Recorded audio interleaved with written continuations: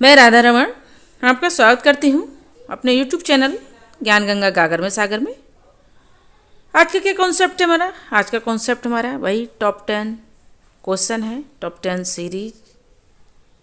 मैं अपने क्वेश्चनों के लिए लॉन्ग वीडियो ना करके शॉर्ट वीडियो बना करके डाल रही हूँ, क्योंकि लॉन्ग वीडियो में क्या होता है, अक्सर लोग दौड़ाने लगते हैं लॉन्ग वीडियो देख के, और कुछ ज़रूरी क्वेश्चन होते हैं जो समझने की चीज़ें होती, टॉपिक होती हैं, वो निकल जाती हैं और उस हिसाब से माइंड में क्वेश्चन तटस्थ नहीं हो पाते हैं, आंसर जिस हिसाब से होने चाहिए। और आपको बिल्कुल वैसे ही फीलिंग आएगी मेरे साथ में, जैसे आपको कक्षा में आती है क्लास जैसी फीलिंग। उसके लिए आपको क्या करना पड़ेगा? धैर्यपूर्वक, ध्यानपूर्वक आपको तटस्थ होकर के, मन लगा करके बैठना होगा, वीडियो को सुनना होगा। आपसे मेरा एक अनुरोध है, आप वीडियो को दौड़ाएं नहीं, पहली बार में अच्छे से उसको समझें, सुने। एक एक कॉन्सेप्ट क्लियर होता हुआ चलेगा, एक एक क्वेश्चन का आंसर आपको बहुत अच्छे से मिलेगा और आपके माइंड में एकदम सेट हो जाएगा। शायद आप कभी ही भूल पाएँ, कभी नहीं भूलेंगे। और अच्छे क्वेश्चन हैं, यूनिक क्वेश्चन हैं कुछ, और कुछ पुराने हैं, कुछ नए हैं, आपको बहुत लाभदायक होंगे। जैसे मेरे चैनल का नाम है ज्ञान गंगा गागर में सागर, थोड़े में ज़्यादा, अल्प में अधिक। और हमारे चैनल का क्या नारा है? सभी पढ़ेंगे सभी बढ़ेंगे। आइए चलते हैं अपने क्लास की तरफ। पहला क्वेश्चन इसका है टॉप 10 सीरीज का 11वां क्वेश्चन है। क्या है? ध्वनि, पद और वाक्य भाषा विज्ञान के ये क्या है? ध्वनि, पद और वाक्य ये भाषा विज्ञान के क्या है? ऑप्शन भाई 4 हैं, A, B, C, D। तो क्या है ये? ऑप्शन ए अंग है कि ऑप्शन बी शाखाएं हैं कि ऑप्शन सी ए और बी दोनों ही, या ऑप्शन डी कोई नहीं। तो देखिए, ध्वनि और पद वाक्य भाषा विज्ञान के ये क्या है? अंग है, और इनका दूसरा नाम एक क्या है? शाखा भी है, तो शाखाएं भी हैं। तो आंसर क्या निकल के आएगा? ऑप्शन हो जाएगा सी, और आंसर हमारा क्या है? सी ही होगा। ठीक है, पढ़ते हैं अपना नेक्स्ट क्वेश्चन। क्या है? 12 क्वेश्चन हमारा, संस्कृत भाषा का दूसरा नाम क्या है? जो हमारी भाषा संस्कृत है, इसका दूसरा नाम क्या है? एक कौन सा नाम है? पहला कौन सा नाम है बताइए? बिल्कुल सही, देववाणी कहते हैं इसके लिए, संस्कृत भाषा के लिए। तो दूसरा क्या नाम है इसका? ऑप्शन ए देववाणी, ऑप्शन बी महावाणी, ऑप्शन सी ए और बी दोनों ही, ऑप्शन डी कोई नहीं। तो देखिए, संस्कृत भाषा के लिए देववाणी भी कहते हैं और महावाणी भी कहते हैं। तो इसका दूसरा नाम क्या है? महावाणी है। ठीक है, ऑप्शन हमारा क्या निकल के आएगा? सी, दोनों ही सही। आइए चलते अपने नेक्स्ट क्वेश्चन की तरफ। क्या है? गुप्त काल में ब्राह्मी लिपि के 2 भेद हुए, उनके क्या नाम है? गुप्त काल जो था, इसमें लिपि के कितने भेद हुए? 2 भेद हुए थे, तो उन दोनों के क्या नाम है? ऑप्शन हमारे 4 हैं, A, B, C, D। तो कौन से ऑप्शन है वो? देखिए, गुप्त काल में जो जिसके 2 भेद हुए थे, एक थी उत्तरी ब्राह्मी और दूसरी थी दक्षिणी ब्राह्मी। और उत्तरी ब्राह्मी से क्या था? उत्तरी ब्राह्मी से ही हमारे देवनागरी लिपि का विकास हुआ है। ठीक है, बहुत अच्छे क्वेश्चन है, आप अच्छे से पढ़िए, कुछ यूनिक हैं। आइए बढ़ते अपने नेक्स्ट क्वेश्चन। क्या है? नागरी लिपि का विकास किस लिपि से हुआ? जो नागरी लिपि थी, देखो सबसे पहले देवनागरी से कौन सी लिपि आई थी? सबसे पहले क्या आई थी? नागरी लिपि। और नागरी लिपि का जो विकास हुआ था, ये किससे हुआ था? देवनागरी का तो विकास किससे हुआ? नागरी लिपि से हुआ। और नागरी का किससे हुआ? इस क्वेश्चन में ये पूछा जा रहा है, इसलिए आप ध्यान को इधर उधर ना भटकाएं। क्वेश्चन क्या कह रहा है, इस चीज पे जाएं। इसी तरह के क्वेश्चन घुमा फिरा के एक जैसे दिखने वाले क्वेश्चन एग्जाम में आते हैं और यहीं पर हम लोग मात खा जाते हैं। इसलिए एकदम क्वेश्चन क्या कह रहा है उस चीज पर फोकस करें, मैचिंग ना देखें। तो क्वेश्चन क्या है? नागरी लिपि का विकास किस लिपि से हुआ था? ऑप्शन ए देवनागरी लिपि, ऑप्शन बी उत्तरी लिपि, ऑप्शन सी दक्षिणी लिपि, ऑप्शन डी नागरी लिपि। देखिए, नागरी लिपि तो है, इसकी चर्चा ऊपर हो गई। दक्षिणी लिपि या उत्तरी लिपि, इन दोनों में से कोई एक हो सकता है। देवनागरी क्या है? देवनागरी तो नागरी से ही निकली थी, तो ये भी हमारा नहीं हुआ और ना ही हमारा ये हुआ, और आए गए 2। इसी तरह से तो क्वेश्चन आते हैं एग्जाम में कि 2 में हम फाइट करते हुए रह जाते हैं कि कौन सा है ना। तो देखिए, उत्तरी लिपि और दक्षिणी लिपि ये एक जैसे है ना, तो इनमें से आपके लिए ध्यान देना पड़ेगा। हमारी जो नागरी लिपि का जो विकास हुआ था, ये किससे निकली थी? तो ये निकली थी हमारी किससे? उत्तरी लिपि से निकली थी। ठीक है, क्वेश्चन को कौन सा क्वेश्चन है हमारा? 15वां क्वेश्चन है। देवनागरी लिपि का विकास किस लिपि से हुआ? अभी क्वेश्चन क्या था? नागरी लिपि का विकास किससे हुआ था। अब क्या क्वेश्चन है? देवनागरी लिपि का। बिल्कुल, अगर आपने इस वाले क्वेश्चन को, इससे पहले वाले क्वेश्चन को अच्छे से सुना है तो आप बिल्कुल सही टिक लगा देंगे, बिल्कुल सही जाएंगे कि देवनागरी लिपि का विकास किससे हुआ है। ऑप्शन हमारे 4 हैं, A, B, C, D। ठीक है। ऑप्शन ए ब्राह्मी लिपि, ऑप्शन बी उत्तरी लिपि, ऑप्शन सी दक्षिणी लिपि, ऑप्शन डी नागरी लिपि। क्वेश्चन क्या था? नेक्स्ट क्वेश्चन अभी जो गुजर गया क्वेश्चन, उसमें क्या था? नागरी लिपि को पूछा जा रहा था। तो ये कह रहे हैं देवनागरी का लिपि का विकास किससे हुआ? देवनागरी लिपि का विकास किससे हुआ? यानी कि देवनागरी से पहले कौन सी आई थी? नागरी आई थी। कौन सी आई थी? नागरी लिपि आई थी। और नागरी के बाद में क्या आई थी? देवनागरी आई थी। तो इसका विकास फिर किससे हुआ? बिल्कुल सही जा रहे हैं आप। ऑप्शन डी आएगा निकल के। आंसर हमारा क्या हो जाएगा? डी, देवनागरी लिपि, नागरी लिपि। और ये क्या है? ब्राह्मी लिपि, उत्तरी लिपि, दक्षिणी लिपि, ये नहीं। ठीक है, नागरी लिपि। क्वेश्चन क्या है हमारा? आइए पढ़ते हैं। 16वां क्वेश्चन क्या है? राजभाषा हिंदी को संविधान के किस भाग में रखा गया? जो हमारी राजभाषा हिंदी है, इसको संविधान के किस भाग में रखा गया है? यानी कि अनुच्छेद में तो दिया हुआ है 343 में राजभाषा को दर्जा दिया गया। ठीक है, हिंदी को। पर ये वहाँ से नहीं पूछ रहे हैं, आप कंफ्यूज ना हो। क्वेश्चन मिलते जुलते हैं, आप वहाँ पर ना जाएं, अनुच्छेद पे नहीं जाए कि कौन सा अनुच्छेद में इसके लिए राजभाषा के लिए हिंदी को रखा गया है, इसकी चर्चा हुई है। तो वो 343 में हुई है, बट ये वहाँ ये अनुच्छेद नहीं पूछ रहे हैं, इस पे पूछ रहे हैं क्या? संविधान के किस भाग में रखा गया? अनुच्छेद में नहीं, भाग में। कंफ्यूज ना हो। तो ऑप्शन हमारे पास कितने हैं? वही 4 ऑप्शन है, A, B, C, D। इसी तरह से क्वेश्चन आते हैं भटकाने वाले, तो आप भटके नहीं क्लासरूम में बैठ के।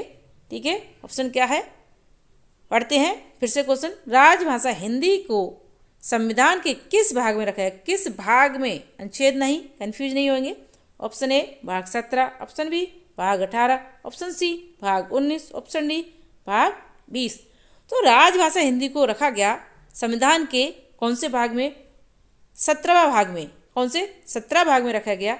तो ऑप्शन क्या आएगा? ए आ जाएगा निकल के। आंसर भी हमारा ए ही होगा। ठीक है,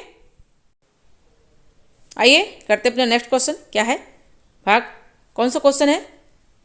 17। राजभाषा का शाब्दिक अर्थ क्या है? राजभाषा जो है, यानी कि राजभाषा का मतलब क्या होता है? यानी कि राजभाषा हमारी कौन सी है? हिंदी है। जब हिंदी है तो इसका शाब्दिक अर्थ क्या है, ये पूछ रहे हैं इस क्वेश्चन में। ऑप्शन कितने हमारे? 4 है, A, B, C, D। तो ऑप्शन ए का राजकाज की भाषा, ऑप्शन बी कामकाज की भाषा, ऑप्शन सी राष्ट्रकाज की भाषा, ऑप्शन डी या कोई नहीं। तो देखिए, राजकाज की भाषा, हमारी राजभाषा हिंदी है, राजकाज की भी भाषा है ये। ऑप्शन बी कामकाज की भाषा, बिल्कुल कामकाज की भी भाषा है ये। इससे काम भी करा जाता है हिंदी में, और राज के भी काम करे जाते हैं। कामकाज की भाषा भी इसको कह सकते हैं। राष्ट्र के भी काम हिंदी में किए जाते हैं। तो हमारी ये तीनों तरह से सही हो रही है। राजकाज की भी भाषा है, कामकाज की भी भाषा है, और राष्ट्रकाज की भी भाषा है। तो ऑप्शन हमारे यहाँ पे तीनों ही सही हो जाएंगे। यहाँ पर हमारे डालने चाहिए था उपयुक्त तीनों सही, पर वो रह गया। कोई बात नहीं, पर कॉन्सेप्ट क्लियर होना चाहिए और हो गया। इसलिए हमारी राजभाषा का शाब्दिक अर्थ क्या है? राजकाज की भी भाषा है, कामकाज की भी भाषा है, और राष्ट्रकाज की भी भाषा है। आइए पढ़ते अपना नेक्स्ट क्वेश्चन। क्या है? 18 क्वेश्चन। राजभाषा को राजाओं नवाबों के समय राजभाषा को क्या कहते हैं? जो राजभाषा है हमारी, इसके लिए राजाओं और नवाबों के समय किस नाम से पुकारा जाता था, या क्या नाम था इसको, या क्या कहते थे? क्वेश्चन ये पूछ रहा है कि राजभाषा को, यानी कि राजभाषा जो होती थी, जो हर एक राज्य की एक भाषा होती है। हमारे राज्य की क्या भाषा है? हिंदी है। हर एक राज्य की एक भाषा होती थी, तो राज कार्य करने की एक राजभाषा निश्चित की जाती थी। उसके लिए पूछ रहे हैं। तो उस समय राजा और नवाबों के समय राजभाषा को क्या कहा जाता था, क्या कहते थे? एकदम यूनिक क्वेश्चन और अच्छा क्वेश्चन है। आजकल तो कहीं से भी पूछ लिए जाते हैं, इसलिए आप सभी तरह से तैयारी करते हुए चलेंगे। ऑप्शन कितने हमारे? 4 है, ABCD। ऑप्शन ए राजकाज की भाषा, ऑप्शन बी राष्ट्रकाज की भाषा, ऑप्शन सी दरबारी भाषा, ऑप्शन डी देशकाज की भाषा। तो देखिए, राजकाज की भाषा हमारे इस समय वर्तमान समय में कहा जा रहा है। राष्ट्रकाज की भाषा भी हमारे इसमें वर्तमान समय में चल रही है, और देशकाज यानी जो देश में काम आने वाली भाषा, वो भी हमारी वर्तमान समय की भाषा, लैंग्वेज हो गई है। तो बचा क्या? ऑप्शन सी दरबारी भाषा, बिल्कुल सही। राजाओं और नवाबों के समय राजकाज की भाषा को क्या कहा जाता था? दरबारी भाषा कहा जाता था। तो आंसर क्या है? सी है, दरबारी भाषा। ठीक है, देखिए क्वेश्चन हमारा 19 क्या है, प्रश्न क्या है 19, पढ़ते हैं इसके लिए। बहुत अच्छा क्वेश्चन है, यूनिक क्वेश्चन है। जिस भाषा में तुलसीदास जैसे कवि ने कविता की हो वह अत्यंत पवित्र है और उसके सामने कोई भाषा ठहर नहीं सकती। ये किसने कहा है बताइए, किसने कहा है, लॉजिक लगाइए, किसने कहा है और कोई भाषा इसके सामने नहीं ठहर सकती। किसके सामने, अरे हमारी हिंदी के सामने। ये कज हो गया यहाँ पे, सॉरी मिस्टेक हो गई थोड़ी लिखने की है, आएगा उस पर आप ध्यान ना दें, क्वेश्चन पे ध्यान दें। क्या है क्वेश्चन, जिस भाषा में तुलसीदास जैसे कवि ने कविता की हो वह अत्यंत पवित्र है, उसके सामने कोई भाषा ठहर नहीं सकती, यानी कोई दूसरी भाषा नहीं वैल्यू रख सकती। तो ये किसने कहा था, ऑप्शन हमारे वही 4 है, A B C D. Option A Swami Vivekananda ji, option B Dayanand Saraswati ji, option C Gandhi ji, option D Raja Ram Mohan Roy ji. तो बिल्कुल सही, ये किसने कहा था, ये कहा था हमारे गांधी जी ने, क्योंकि हिंदी के बहुत बड़े समर्थक अगर कोई थे तो वो थे गांधी जी। बाकी समर्थन तो सभी ने किया था, पर गांधी जी ने पूरी तरह से समर्थक थे हिंदी के। ठीक है, तो ऑप्शन हमारा क्या है, सी है, और आंसर भी हमारा सी ही होगा। आइए पढ़ते हैं अपनी टॉप 10 का लास्ट क्वेश्चन। क्या है, लिपियों में अव्वल दर्जे की लिपि नागरी को ही मानता हूँ मैं मानता हूँ कि नागरी और उर्दू लिपि के बीच अंत में जीत नागरी लिपि की होगी। ये किसने कहा था, देखिए नागरी लिपि, आप कंफ्यूज ना हो, नागरी लिपि का मतलब है देवनागरी। देवनागरी से पहले कौन सी लिपि आई थी, नागरी, और नागरी से किसका विकास हुआ था, देवनागरी का। इसलिए आप कंफ्यूज ना हो कि नागरी कहाँ से निकल के आ गई कूद के, भैया ये तो हमने कभी सुनी नहीं। बिल्कुल मैंने इसी सीरीज में क्लियर करा दिया कि नागरी क्या हो, देवनागरी कहाँ है, कहाँ से किसका विकास हुआ है। अगर आप अच्छे से आपने सुना होगा, पढ़ा होगा ध्यान से, तो इसी में आपका कन्फ्यूजन दूर हो जाएगा, इसी वीडियो में दूर हो जाएगा आपका। तो नागरी की यहाँ पे जो चर्चा हो रही है, इसका मतलब देवनागरी की चर्चा हो रही है यहाँ पे। ठीक है, देवनागरी का विकास किससे हुआ, नागरी से हुआ था। ठीक है, क्वेश्चन क्या है पढ़ते हैं। लिपियों में अव्वल दर्जे की लिपि नागरी को ही मानता हूँ, किसको मानता हूँ, नागरी को ही मानता हूँ। मैं मानता हूँ कि नागरी और उर्दू लिपि के बीच अंत में जीत नागरी लिपि की ही होगी। ये किसने कहा था, बिल्कुल सही, ऑप्शन हमारे 4 हैं, पढ़ते हैं। Option A Swami Vivekananda ji, option B Dayanand Saraswati ji, option C Gandhi ji, option D Raja Ram Mohan Roy ji. बिल्कुल सही, सबसे बड़े समर्थक कौन थे हमारे हिंदी के, गांधी जी थे, समर्थन तो सभी ने किया था। तो गांधी जी ही ने ये कहा है अव्वल दर्जे की लिपि किसको मानता हूँ, हिंदी को, यानी कि नागरी लिपि को। तो आंसर क्या आएगा, सी आएगा, ऑप्शन सी। ठीक है, अगर आपको मेरी वीडियो अच्छी लगती है तो आप मेरे चैनल को सब्सक्राइब करें, मेरी वीडियो को लाइक करें, शेयर करें, क्योंकि मैं बहुत ही मेहनत करती हूँ नए नए टॉपिक ढूंढने की, अच्छे अच्छे क्वेश्चन बनाने की। इसमें बहुत समय जाता है और मैं सोचती हूँ कि आपके लिए अच्छे से अच्छा ज्ञान पहुँचाया जाए अब तक। और आप मेरी वीडियो को ध्यानपूर्वक सुना करें, धैर्यपूर्वक। जैसे मेरे चैनल का नाम है ज्ञान गंगा गागर में सागर, थोड़े में ज़्यादा, और मेरे चैनल का जो नारा है सभी पढ़ेंगे सभी बढ़ेंगे। तो आप अच्छे से पढ़ें और सभी लोग आगे बढ़ें। ठीक है, अगर आपको मेरी वीडियो अच्छी लगती है तो हमें चैनल सब्सक्राइब जरूर करें। और अगर कहीं उच्चारण में या लिखने में कोई कमी है तो उसके लिए आप मुझे बताएं, उस चीज़ का मैं आगे से ध्यान रखूँगी।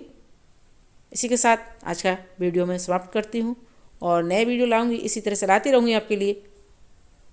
धन्यवाद।